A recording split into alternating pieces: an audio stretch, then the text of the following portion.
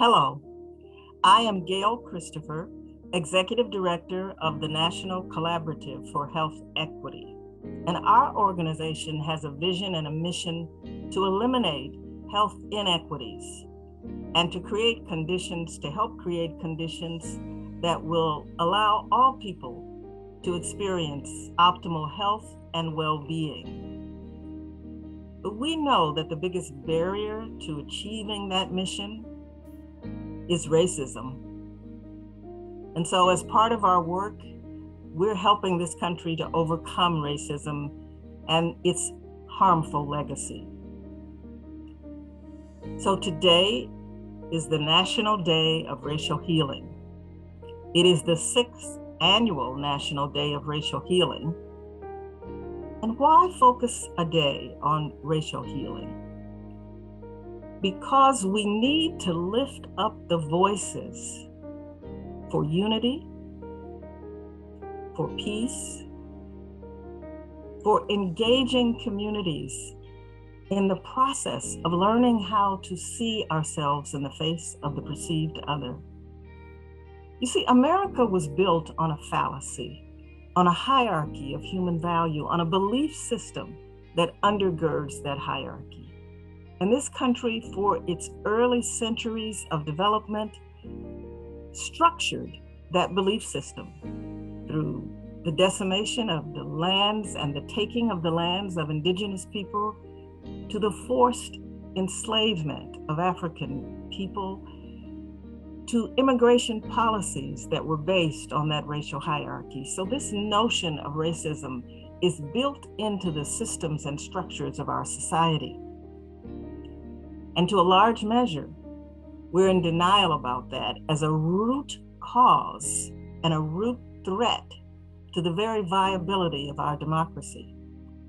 I spent many of my early decades in clinical practice, and I learned a lot about the complicated business of moving past denial, psychological denial of something that we view as a threat. And rest assured, the legacy of racial hierarchy is viewed by many as a threat. And I learned that people move through denial through 4 primary phases. And of course, the first is to face the fact. Now, we're hearing a lot these days about whispers of the possibility of a civil war. We're seeing surveys that talk about people believing political violence is okay. But we don't tie those facts into the truth of where that's coming from. We don't tie those facts back to the necessity of dealing with our legacy of racism. So the first phase of overcoming denial is facing the fact. And we have to face the fact that our country must mobilize a concerted, comprehensive effort to overcome racism. Once we face the fact, we have to also face the consequences of having adhered to this fallacy for all these centuries. And COVID-19 and the extreme health inequities and disparities and the costs of those health consequences, they should help us to face the consequences. But then once people get past the facts and the consequences, they have to face the implications. And the insurrection on January 6th should have revealed to us collectively the implications of our failure to do this work. Our very democracy, the backbone of our peaceful transition of power, was threatened and continues to be threatened by the exponential rise of extremist hate groups. So much so that our Department of Justice has actually had to create a special division to address what is perhaps the biggest threat to our national security today. And then the last phase of overcoming denial is facing the feelings. Because feelings and emotions, they either paralyze us or they mobilize us. So when we get into the real work of racial healing, it's a process that enables us to work through those phases of denial. I have learned from clinical practice and my own work in designing social programs, that people move past denial when they believe they have the resources that they need to overcome and to face whatever it is that they're afraid of. And I want us to recognize that we have the power to come together as a society and actualize the core tenets of our democracy. All people were created equal, and all people should have an equal right to life, liberty, and the pursuit of happiness.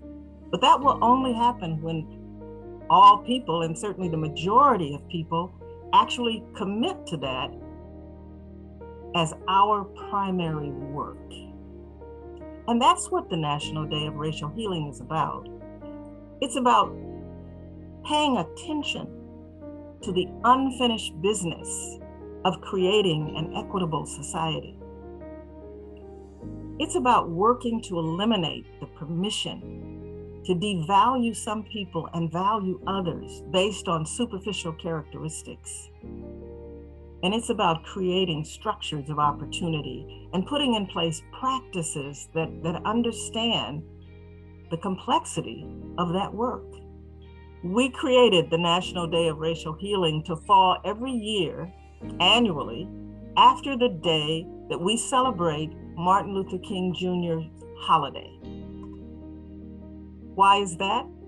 Because it's a day that we set aside to pay attention to the reasons Dr. King both lived and died, to help us as a country believe that we could create the beloved community.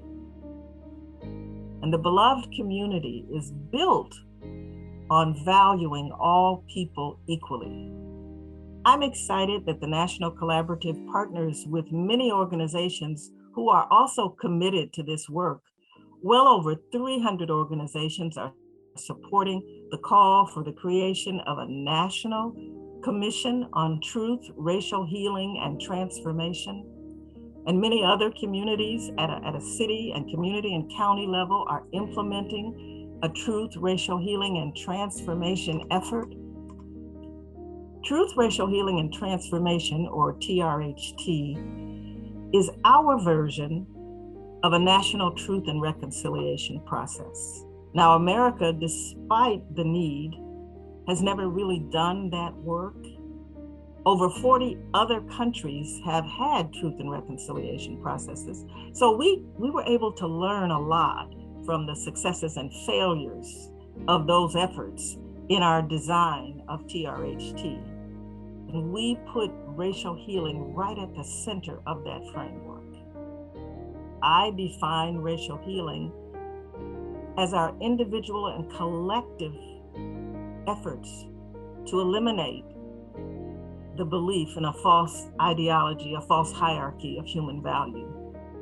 And most importantly, to replace that belief with a reverence for and respect and regard for our interconnected, interdependent nature as a human family.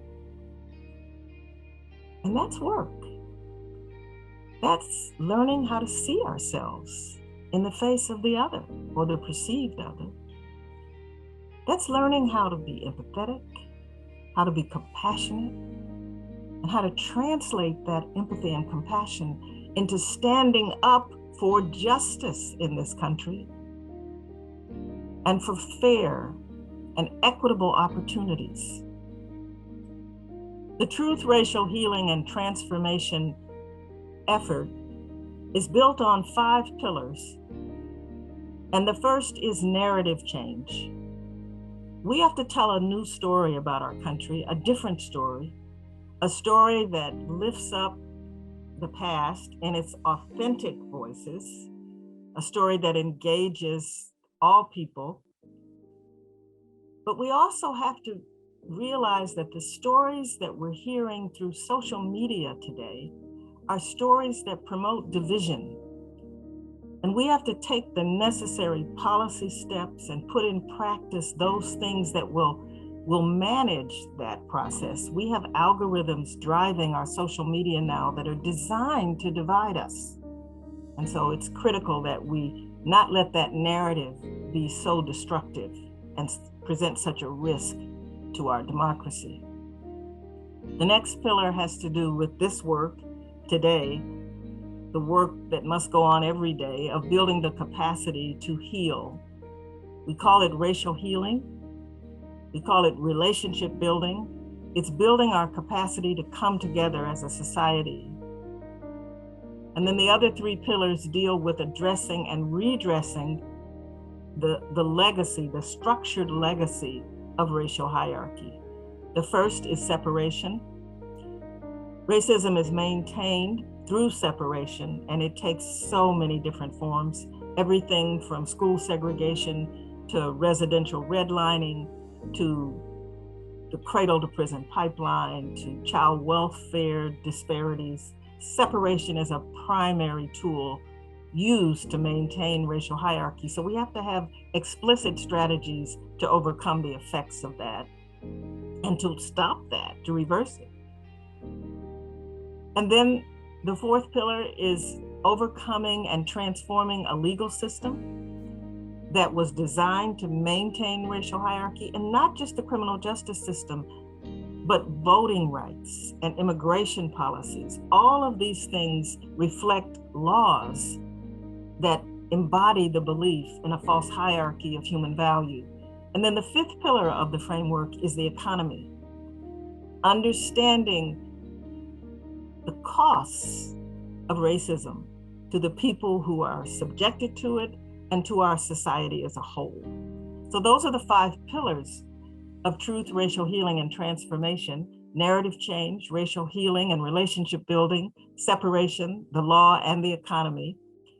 And this work, racial healing, is right at the center of that framework, because we must have a critical mass of public will. We must expand our circles of engagement on behalf of ending racism, on behalf of creating the beloved community that Dr. King wanted us to create.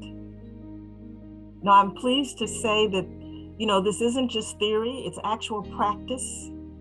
You can visit our website of the National Collaborative for Health Equity, or the American Public Health Association, or the de Beaumont Foundation. We came together to create a set of briefs that can be used by communities all over this country to assess what policies and practices might they put in place to help create truth, to help tell the true, authentic story of our country, to build more authentic relationships across racial lines, and to overcome the legacies of separation, to transform legal systems that are unjust, and to build economies that create equitable opportunity. So you can visit our websites, as I said, and download the Healing Through Policy briefs that will give you very concrete examples of what is happening around this country to do this work. And so we've designed racial healing processes and circles to help optimize the perception of having the resources to face and overcome our legacy of racism. So racial healing circles are happening all across this country. They are facilitated and co-facilitated, always co-facilitated by people who are committed to holding a space of compassion and empathy and love, so that the people who are engaged actually believe they have the resources to face the hard truths, the consequences, the implications, and those difficult feelings within a context of hope, within a context of compassion. So that's the work that's happening on the ground in communities. And we know that this is the work that we have to pay attention to. And these are the voices that we have to amplify in this country, the voices calling for unity and peace, calling for embracing our full humanity as a society, the full humanity of all of us. And we know that we must do this for ourselves and for future generations. Our democracy depends on our collective effort to heal and to transform. I hope this National Day of Racial Healing is an important day for you because you recognize the primacy of this work. Thank you.